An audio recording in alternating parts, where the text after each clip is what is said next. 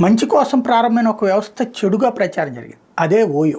వాస్తవంగా ఇదివరకు ఒక ఊరికి వెళ్తే మేము ఉద్యోగాలు చేసే రోజుల్లో ఆ ఊర్లో హోటల్ ఎక్కడ ఉందని చెప్పి అక్కడ ఉన్నటువంటి తెలిసిన వాళ్ళని తెలియని వాళ్ళని అందరినీ కనుక్కుంటే ఆటో డ్రైవర్ని అడగాల, అలా కారు క్యాబ్ డ్రైవర్ని అడగాల. అదంతా వాళ్ళు అది బాగుంటుంది అంటారు, ఇది బాగుంటుంది అంటారు. ఆడికి పోతే లోపల దరిద్రంగా ఉంటుంది అంటే వాళ్ళకు ఉన్న ఒప్పందాల ప్రకారం జరిగేది. మీకు మనకి తెలిసిన వాళ్ళు ఎవరైనా ఉంటే వాళ్ళకి లోకల్గా ఏ లాడ్జీ బాగుంటుంది ఎట్ట తెలుసుద్ది? ఎందుకు ఎవరైనా వస్తే వాళ్ళ ఇంట్లో దిగుతారు, కానీ వీళ్ళు వెళ్ళి ఇంకో చోట ఉంచారు కదా, కాబట్టి వాళ్ళకి తెలియదు. ఇదో పెద్ద సమస్య అయిపోయేది.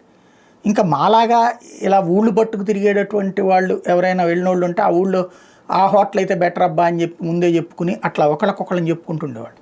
ఆ తర్వాతన ఈ ఓయో వచ్చిన తర్వాతన చాలా హాయి, దాంట్లో మొత్తం సిస్టమ్ అంతా ఉంటుంది, ఫోటోలు గిటోలతో సహా మొత్తం ఉంటుంది. చాలా మంచి ఇది. ఒక ఊరికి పోతే అక్కడ కింద స్థాయి రేట్ నుంచి పై స్థాయి రేటు దాకా ఎంత రేట్లో ఉన్నాయి హోటల్స్ అన్నటువంటి చక్కటి ప్లస్ డిస్కౌంట్లు సిస్టము చాలా బాగుంది.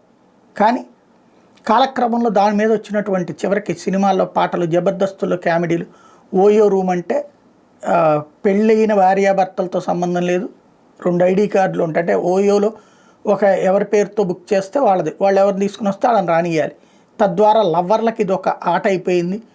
ఇంకా దాంతోపాటుగా నిరోధులు కూడా ఇస్తే బాగుంటుంది. ఇట్లాంటి ఒక వెటకారమే. వాస్తవంగా 100కి 95 మంది సద్వినియోగం చేసుకుంటారు, ఒక 5% మంది మాత్రం దుర్వినియోగం చేసుకుంటున్నటువంటి రోజుల్లో ఓయో పరువు పోయేటటువంటి సిచ్యుయేషన్లో కీలకమైనటువంటి నిర్ణయం తీసుకుంది.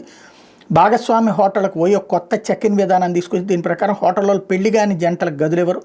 తొలుత ఉత్తరప్రదేశ్లోని మేరట్లో ఈ విధానాన్ని ప్రారంభించింది. కొత్త విధానం ప్రకారం చెక్-ఇన్ సమయంలో అన్ని జంటలు తమ బంధానికి సంబంధించిన ధృవీకరణను సమర్పించాలి. ఆన్లైన్లో చేసుకునే బుకింగ్స్ కూడా ఈ నిబంధన వర్తిస్తుంది.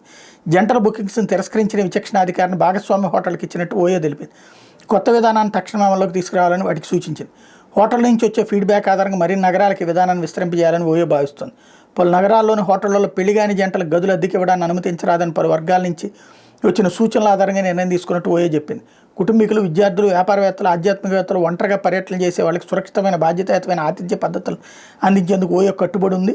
వ్యక్తుల స్వేచ్ఛకు మేము గౌరవిస్తాం, అదే సమయంలో చట్టాలను అమలు చేయడం మా బాధ్యత అని OYO North India head Pavas Varma చెప్పుకొచ్చారు. అయితే సంబంధ ధృవీకరణలకు ఎటువంటి పత్రాలు చూపాలన్న దాని మీద స్పష్టం లేదు. ఇద్దరు పెళ్లి చేసుకున్నారు, మ్యారేజ్ సర్టిఫికేట్ అయితే ఇవ్వరు కదా, బట్ వాళ్ళిద్దరు ఐడెంటిటీ తీసుకోమని చెప్పాలి. అంతకు మించి వీళ్ళు చేయగలిగేది ఏం లేదు.